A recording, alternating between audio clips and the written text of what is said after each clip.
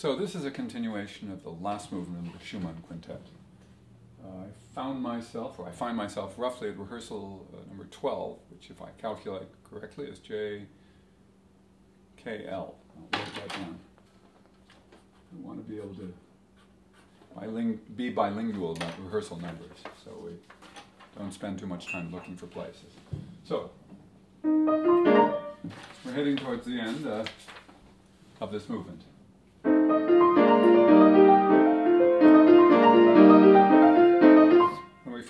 When I first came here, I noted the fact that this figuration repeats, and then the third time it always changes a bit. So I will be on the alert for the change.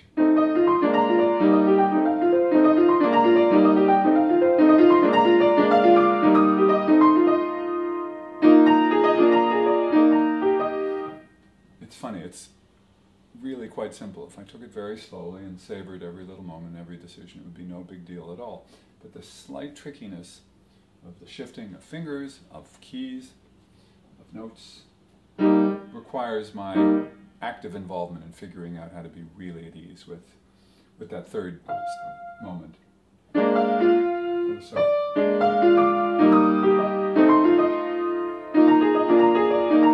it interests me that I haven't felt the need to write any fingerings here, on the assumption, I guess, that there are natural fingerings that fall under the hand. So,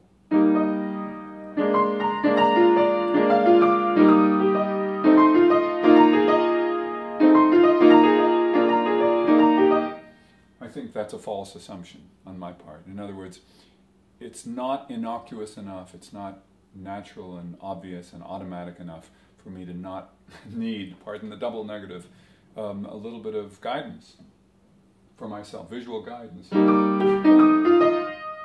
Let's see.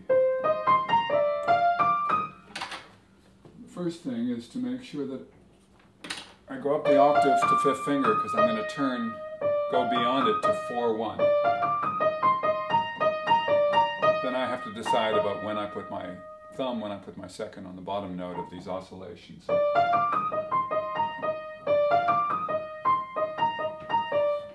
Well, I could leave my hand pivoting on thumb here. Thumb, thumb, thumb, thumb, thumb, and then back to 2. I had not thought of that on a previous go-around. Thumb, thumb, thumb. Well, even though I have a strong love of going to the second finger on a black note from the 5, it doesn't gain me any benefit. Well, in particular, it gains me a liability, because then I have to go between 4 and 2 over the span of a fifth, which is not that pleasant. So by reminding myself to go to thumb, that's the ticket. Yeah, I just stick with the thumb. I don't have to worry about it.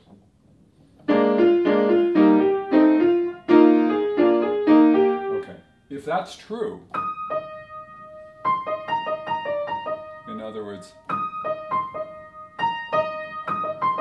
everything moves downward in the top line toward B flat while the thumb pivots on E flat, so, and then moves for the 5-1. That means that if I feel any complexity with the score, it's going to be I hope it's going to be in the left hand. So let's see what happens. Yeah, so what happened is, my confidence went way up because I relied on the simplicity of the solution in the right hand. I stopped being distracted. That's often what gets in the way of efficient and inefficient learning, is that you're trying to think about too many things at once. The challenges come from all directions. And in this case, I got this to behave. It's become secondary in my concern, and therefore I could spend more attention dealing with the left hand.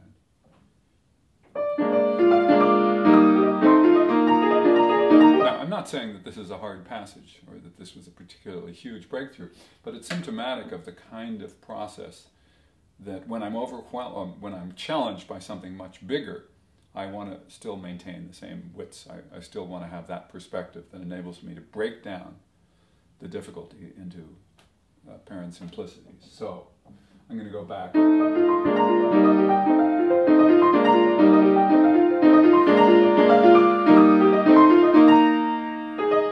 Now, interestingly enough, I didn't do what I said I was going to do, which happens a lot too.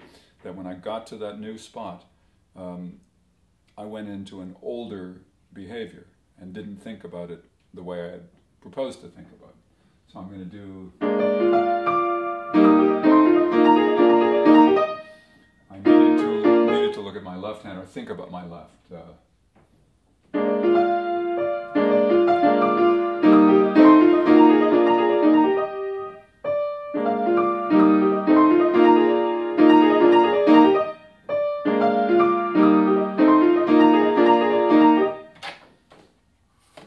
Circle a chord with this one, not for any reason other than that I want it to attract my attention. So there's a big shift there. By noting that I want to be thinking something, I hope I'll think the right thing. So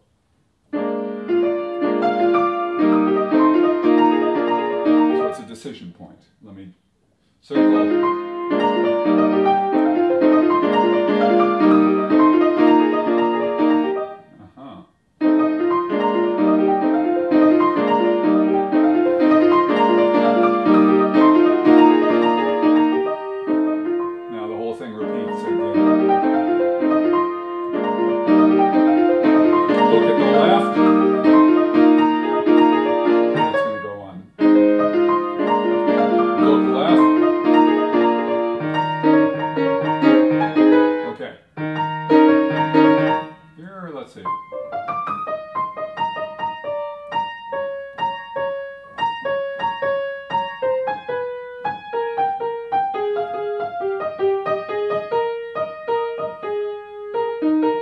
Often it's arbitrariness, you know, when you could go 5-1, you could go 5-2, you could go 4-1, that you're never sure what you want to use. So it starts off exactly the same, so I'm going to stick with the same. Now, goes one note further down to D flat than it did before.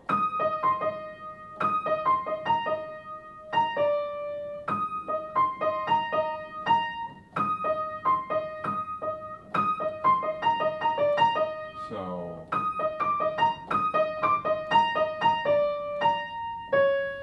then I'm going to shift to 5-2, 4-1,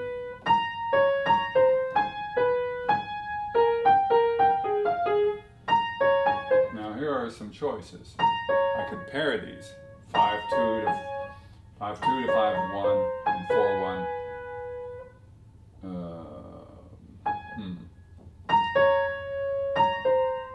That could be a pair,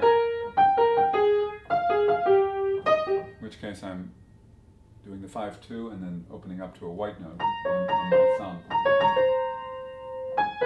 This one doesn't work that way. That would be the opposite, so I may not want to do that. I do like that sensation of completing the gesture on a white note thumb. So that works here, and I could extend it here rather than going 5-2, which is very ungainly, on A flat to C flat. Not a nice feeling at all. So, finish, go to 4, in other words.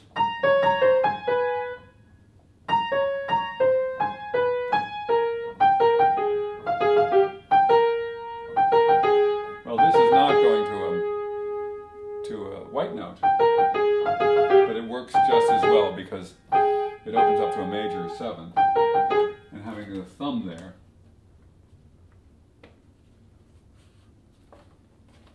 on this bottom note is nice. Then I'm able to go to black-white. So that pairing is great.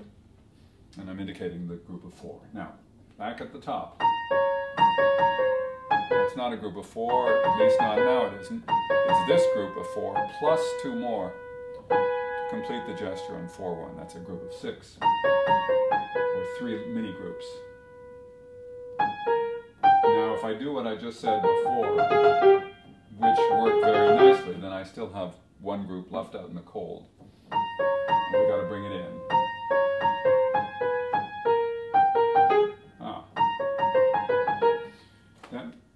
works just as well as anything is to just extend it. So I go 5-2 to 5-1 to 4-1 to 4-1 again. And again, looking for neutrality in my hand position. My arm rotates my hand a little bit in toward the black note thumb.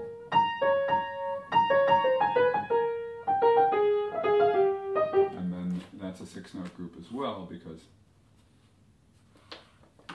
I have 5-2, 5-1, and then 4-1. Nice. 6 notes, 4 notes. Ooh. Now, will I be able to think of that? Well, I don't want to have to think about all of that. Another disadvantage is my left hand is jumping around like crazy.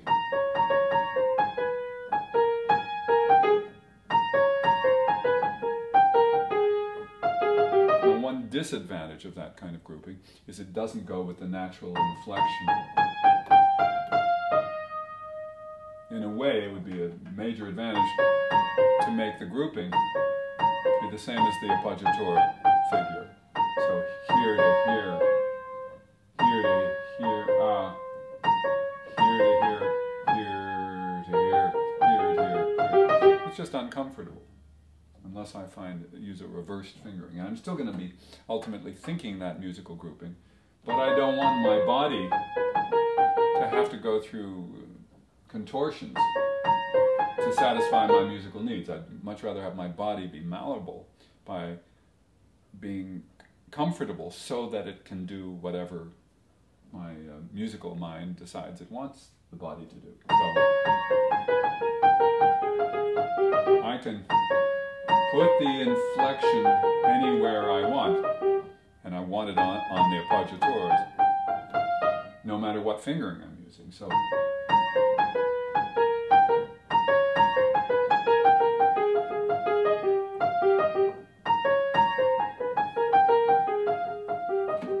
let's see what's going on up here, down there.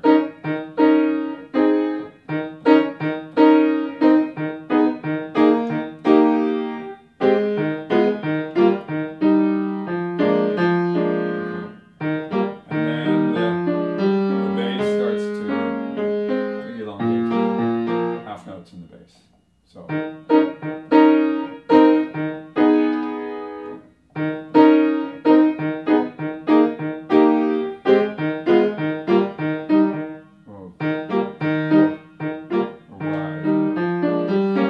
To have a physical reminder of the duration of the bass note. So in other words, I'm going to do something physically that commits me to that longer note. Dwelling on the E flat.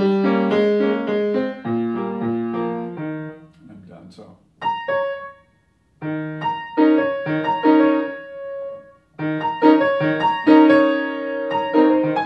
It's a wonderful moment over the bar line.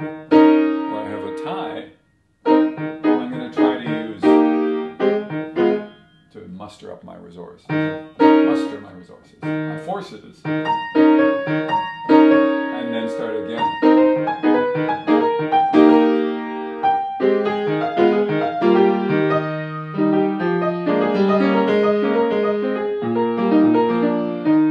It's remarkable. Pardon me. It's remarkable that, considering how really simple and relatively insignificant this pattern seems to be, how tricky it is, or slightly tricky it is. Maybe slightly tricky is the worst because one tends to underestimate it. You know, you think, go away, difficulty. It's just superficially difficult. But it doesn't really matter. So long as it's there to booby trap your best intentions, you have to be careful to disarm it.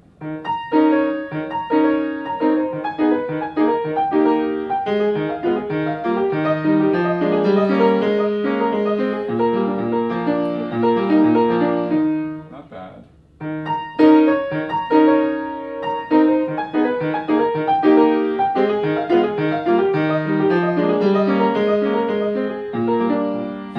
Still want to do that. Let's see if there's any reason I'm doing that. Well, I actually haven't worked out the fingering. I've just assumed it'll behave. No reason to assume that. So I've been here.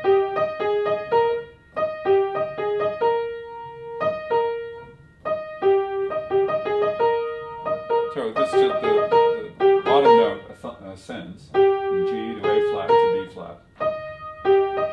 Perfectly reasonable.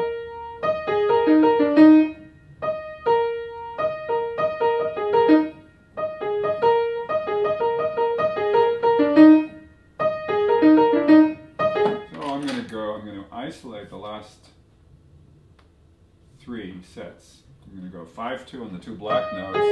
Then I can go 3-1 to complete the hand group. Then I'm going to nudge myself over to 4-1, changing my hand position slightly, and finish off that way. I could do 5, but I have this preference for my long finger on the black note. Yeah, that's a nice fluid gesture. Now, getting to it, I was here. I could go up to 5 here, but it's just odd, that rotation back and forth. 5th is just not, it's a great pivot finger for sometimes for tremolos and the like, but in this case, it's not terribly satisfying for me. Sometimes, actually a lot of times, I don't question when something works better than something else. I just accept that it works better. So I'm going to go 4, 4, 4, 4. Just remind myself of 4. 4, 4, 4, 5, 3, 4, 1, 2. Yeah.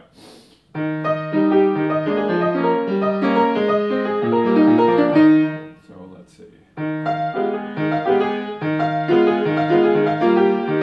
Just think 4. That way I can concentrate on my left hand because I don't have to think about anything in the right hand other than 4, 1, 4, 1, which basically is like having a thought and then launching the gesture as a result of the thought. Like if I say I'm going to move my arm here, I don't have to continue thinking about moving my arm.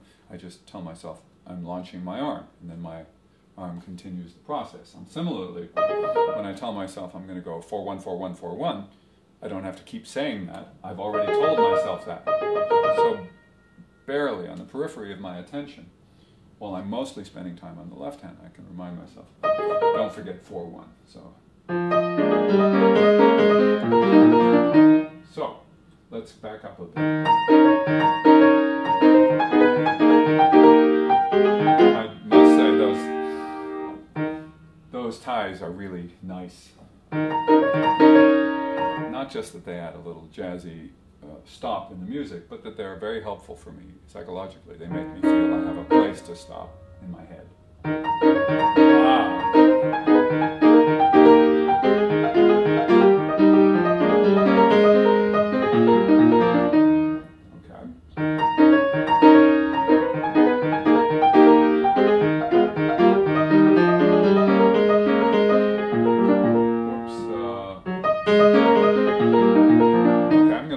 Positive judgment on this section, which is to say I've made enough breakthroughs or developed enough of a strategy for it that when it recurs I'm going to have something to rely on to rebuild. But I'm at the point where I don't think it's to my advantage to just keep working on this. So I'm going to go on. Okay. Looks positively fugal.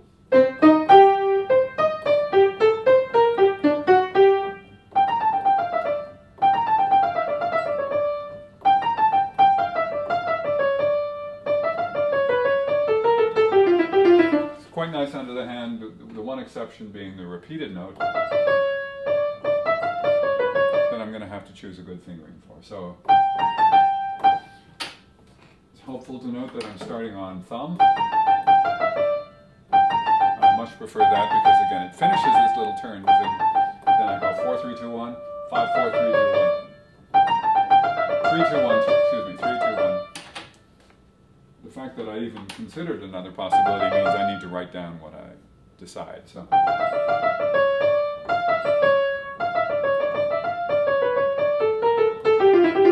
the end part is easy. Look, 2 4-note descending scales to white notes. So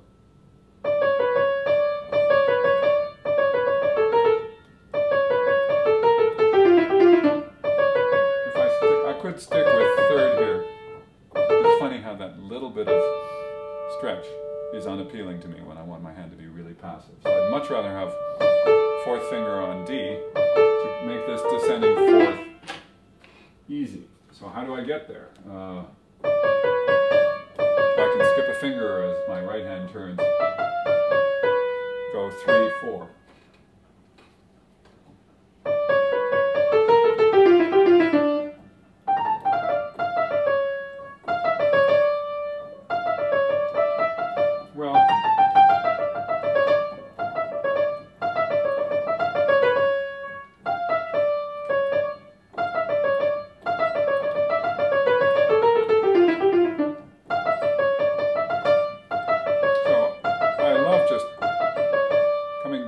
From thumb on D to D, but then I don't want to repeat that thumb.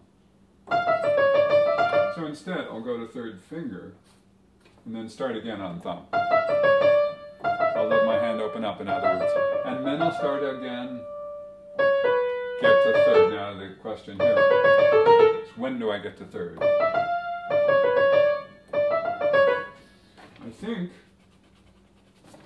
I know I liked third finger on C sharp, and I'm just going to simplify what I do by getting there earlier. So third finger, yippee, let's see, 3, 3, okay, 2 decisions, that's all it takes. Now, of course for pianists, when we see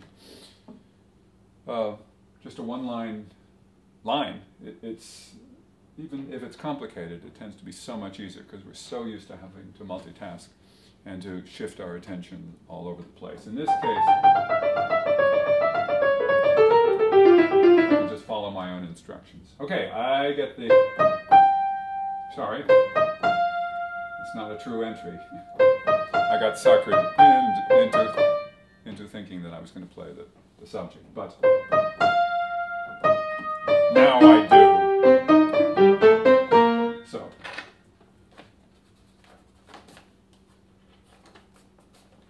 This is my shorthand, what I like to do in fugues. When I have a portion of an entry or a false entry or something like that, I use a slightly curved indicator to show that, okay, it's something, it's thematically significant, but it's not the subject. And then I use a sharp edge sideways chevron to indicate it's the real thing. So I've got, sorry, keep suckering myself. And then Schumann helps out by, everybody's crescendoing. It makes, for me it makes sense that I'm getting to that point. And not only that, Schumann has me doubling. 2 voices at once.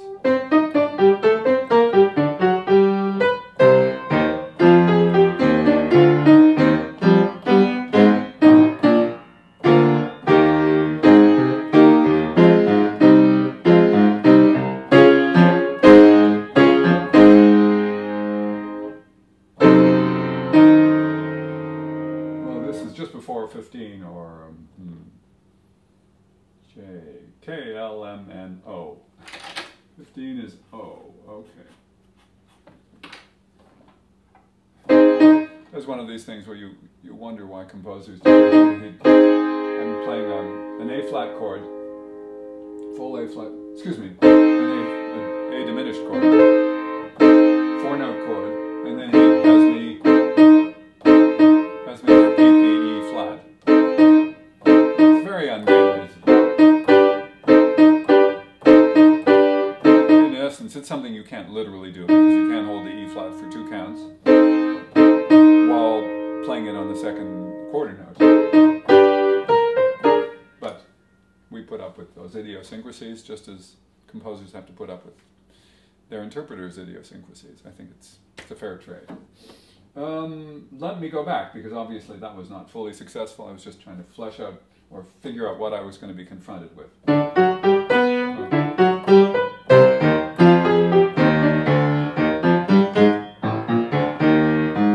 Okay, so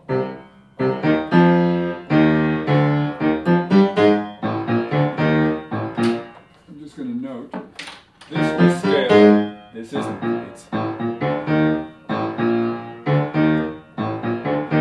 It's 2 half step.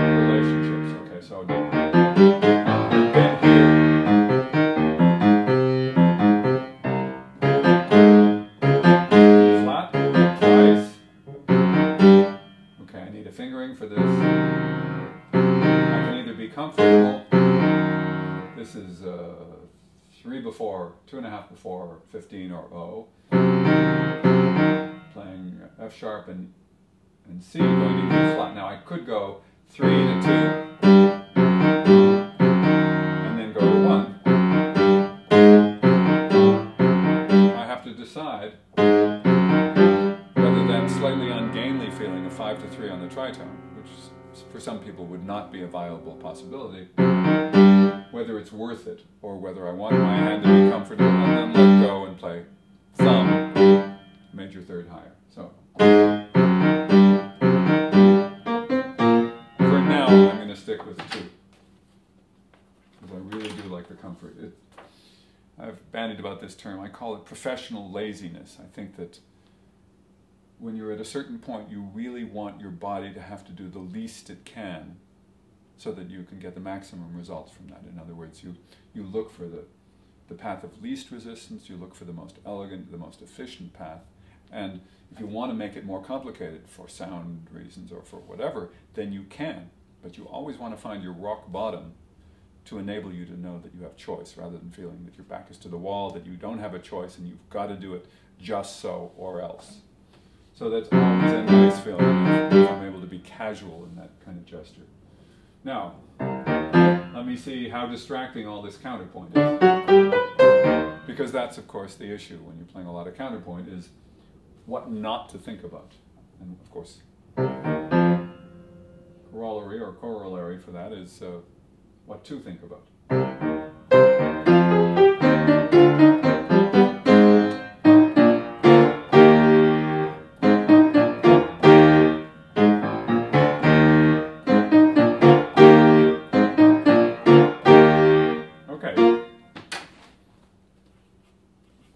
After 14 would be N. After 14, 1, 2, 3, 4 measures, I have single notes and then a B flat, F, fifth, then a sixth. Now, again, all of these are for my body and my hand. For me, it's so easy to reach out and play second finger on B flat, whether it's on for the fifth or for the sixth. So that's what I'm going to do. If I played the thumb, of course, my hand would be smaller, more compact, but I would also have to tilt it more. So the angle is not worth it for me. I would much rather just plunk down a slightly extended finger and be at ease in that regard. So that's the kind of decision-making that is the sort of thing every person with every set of hands has to make. What's in it for me, or what makes it better for me? I sometimes ponder certain editors who are ones who also include fingerings in performance editions, what they must have been thinking, or what some of their philosophy of fingering, shall we say, or philosophy of gesture must have been to have them make the decisions that they've made. Some printed fingerings, of course, are as screwy as can be, but it's the motivation behind them that is intriguing to me. You know, how did they move their hands? Did they stretch for that? How much thinking went into all that sort of thing? In this case, I didn't need a lot of thinking. My body said, come on, reach out and play that B flat with your second finger. So I did, and it worked. So now in turn, I'm able to do that without much thought. So my thought goes into the pairings in the left hand. I've got this weird augmented octave, diminished octave. In other terms, a major seventh. So I don't really want to think, how am I going to get to the A? I don't think that at all. I think, how can my A get to the next B flat? So it's finish this scale, here to here to here. So finish, finish. That's how it pairs.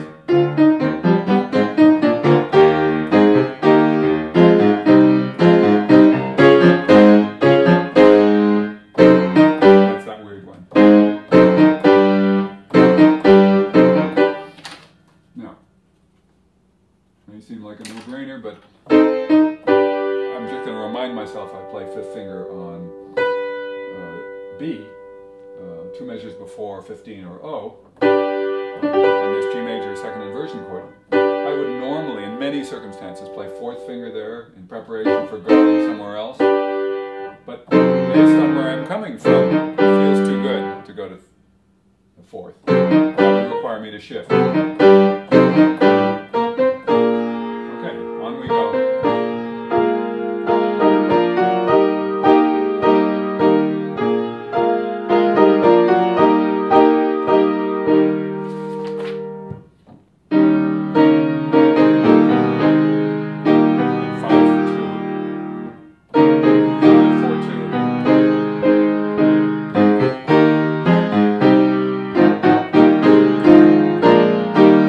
Big deal, but I do want to review what I did to see if there's anything complicated.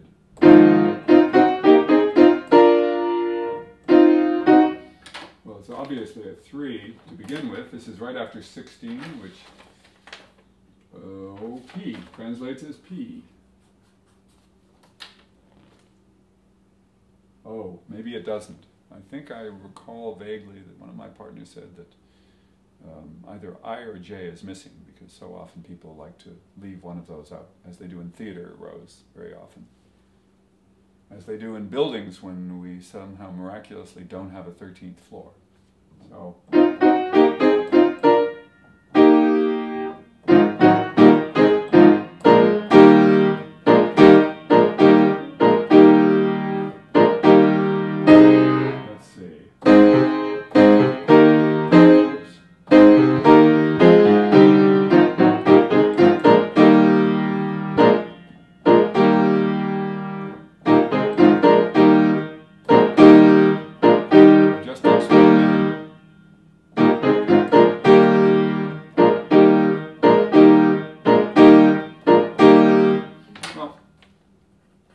May seem a little odd, but after 16, 1, 2, 3, 4, coming from a B flat first inversion chord in the right hand, 4th finger on the B flat, and I'm choosing to go to 5th finger on the G, the subsequent E flat.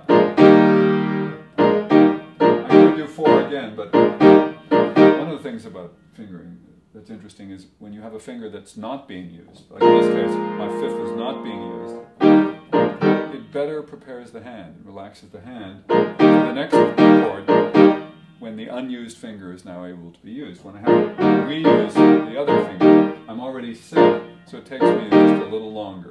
Added to which, for my hand, I have to twist my hand a little bit more to play 4th finger, the long 4th finger, because I don't fit into the key swell like that. So pivot is much easier for me on the 5th finger. Okay.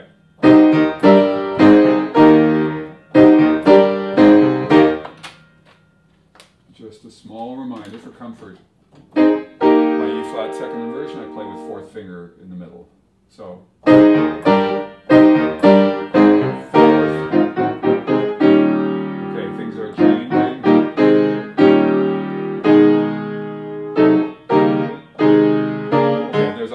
Of chromatic shifting around here, so I want to be very careful to learn it right.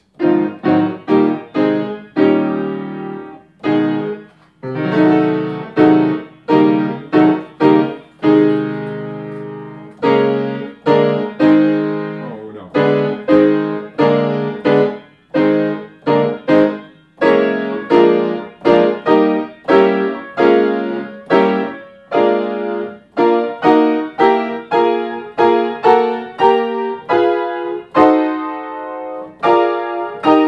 Finally got to the top.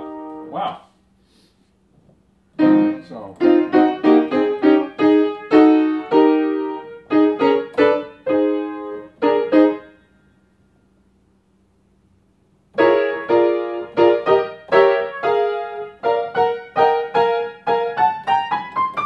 So it's mostly groups of ascending 4/4s. And I'm going to mark them. This still hasn't given me any kind of a fingering, it's just given me a sense of what's going on. He's ascending actually melodically over 4, and then he's repeating feels. Let's see. Backs off by one, backs down, backs down. Now he repeats. Now he repeats, sort of. Now he repeats and goes for it. Okay, so. Quite straightforward, the first one.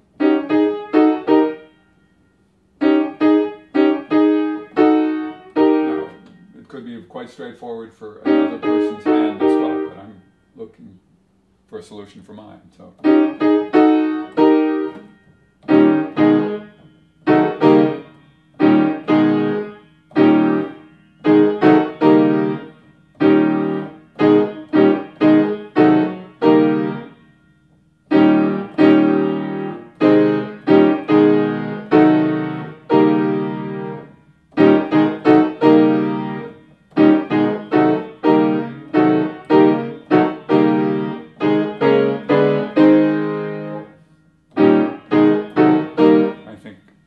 Whatever I write here, I should write very faintly because I'm not sure. But an initial impulse in the second one is to go 5, 3, 2,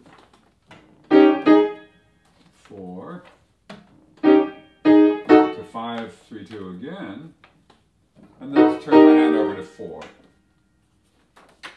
Guess that's easy to remember if I think 5, 4, 5, 4, but the second 4 involves a thumb. I don't want to stay stretched out. So, in terms of grouping, I'm only using fourth finger here not because this goes naturally to this. Well, in a way it does. If I just extend my hand and turn it slightly to the right to favor the black note, it would go that away. So that's the way I'm going to think of it, that this fifth does belong to this fourth.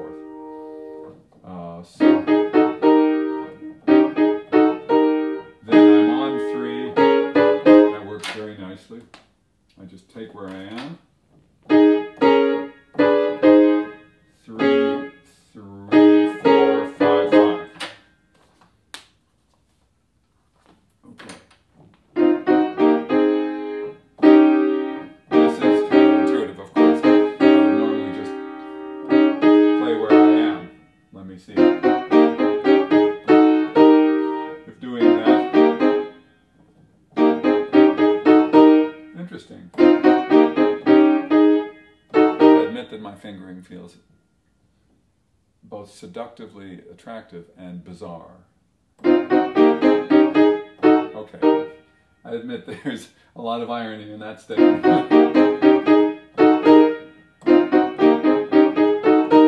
Yeah, I still like it.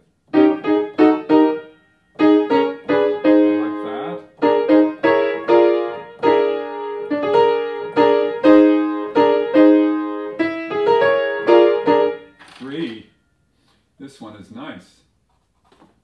It feels quite linear. It goes to 5, one note, one chord early. It stays with 5. And I'm going to stay on that chord, even though I'm then going to move to 4. Again, the relationship between 5 in the right hand, between 5 on a white note and 4, the next higher black note, is often underexplored. It's not a difficult thing to do when your arm repositions your hand. You're able to make a very gradual and reasonable gesture. So, okay. This chord, under no circumstances, is really that easy. It's a B flat 7th chord in third inversion. You can play 1, 2, 3, 4, 1, 2, 3, 5, 1, 2, 4, 5. Even I can play 2, 3, 4, 5.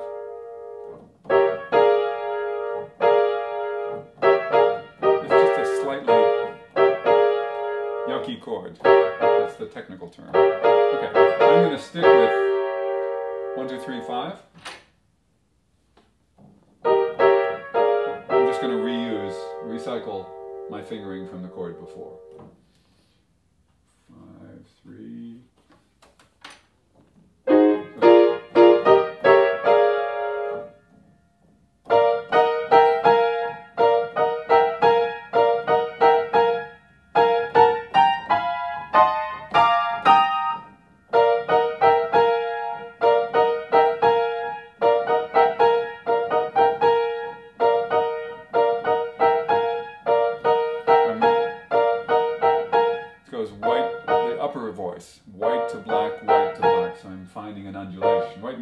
going 3 to 4, 4 to 5. I could go 3 to 4, 5 to 3 to 4, 5 to 5. Which, that's what I needed to know. My body signaled, buddy, do that. 3, 4, 5, 5. Better angle for me.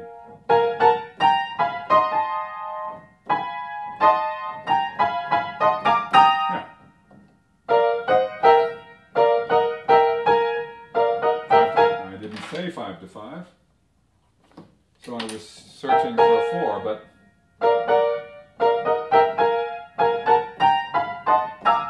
that works. Okay, it's a little complicated right here.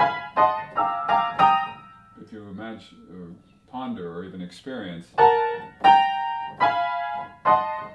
the strange repositioning of the fingers under the hand for each one of these chords. I'm going to go 4 on the B natural. So I'm 1-3, which is, again, one of my ideal fingerings. White-black third. Maybe a major third feels just a little bit better. This feels just so good.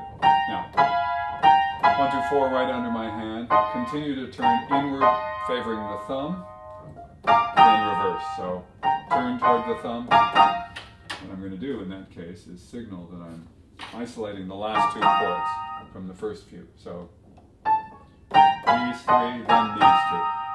So let me review and see. Of course, there might be nasty surprises when I ponder the left hand, but who knows? And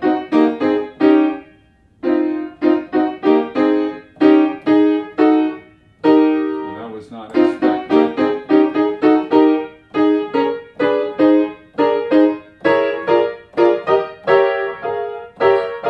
Ugly chord, yes.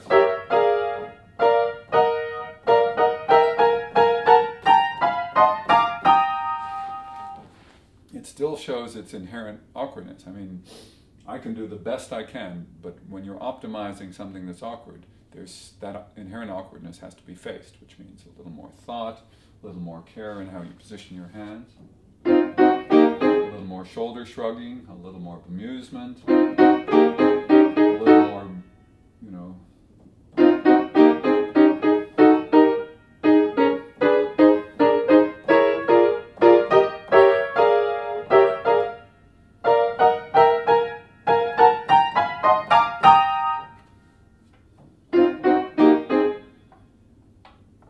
asking, why didn't Clara advise Schumann just a little more clearly what felt good?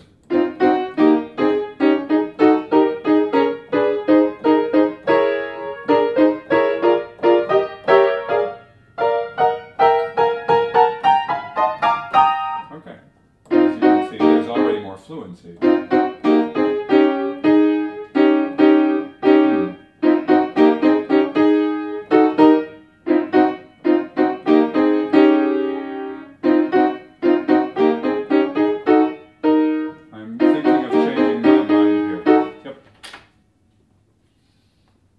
Don't forget, I can always change it back.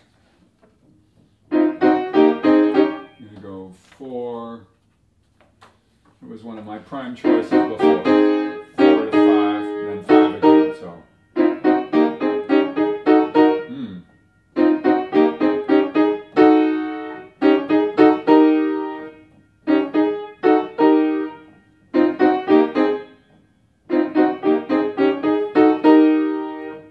In essence, if I'm going to do that, then I have 4 to 5, and then 5 again. So, in a way, there's a subordinate grouping to this 4-note group, and that's that 3-note group. And then, the more obvious and vigorous gesture to the E-flat chord. So, these 3, quite passive, and then the big gesture in reverse. So, by comparison, this one, its biggest gesture is on the 3rd chord, but it's still within the realm of all moving in the same direction. Then I do that, okay.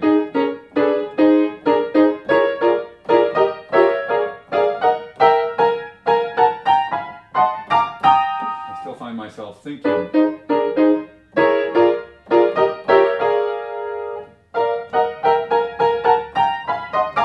I like it. Okay, let's see. possible that my left hand will pick up right away some aspects of the gestures of the other hand. Also because it's at the top, the melodic design at the top of its hand, at the thumb. I'm going to probably be using a lot more thumbs there, which will reduce my need to think a lot about the fingering. What I didn't mark in the right hand was that not only my first chord, but my second chord has a third finger. That helps, just as a reminder.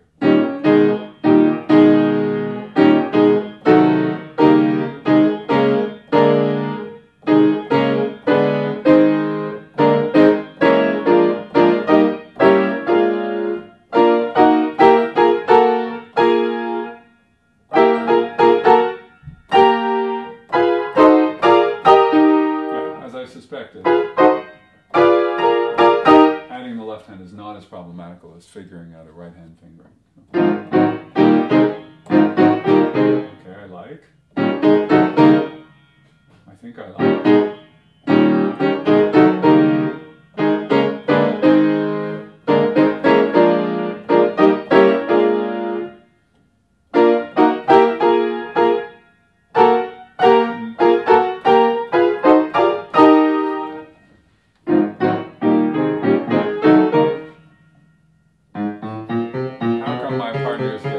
Like that.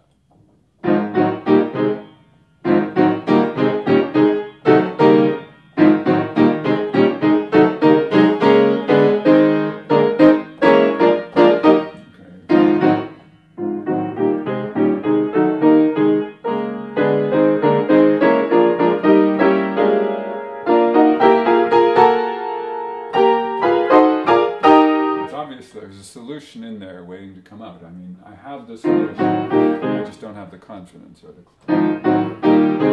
duplicability. It's an important part of practicing. Ultimately, you've got to get to the point where you can duplicate your best results. Otherwise, it's always practice room heroics. You know, I found it once, where did it go?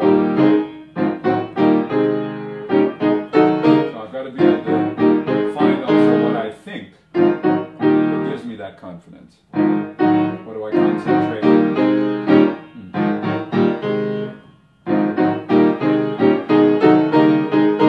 A little slower, please.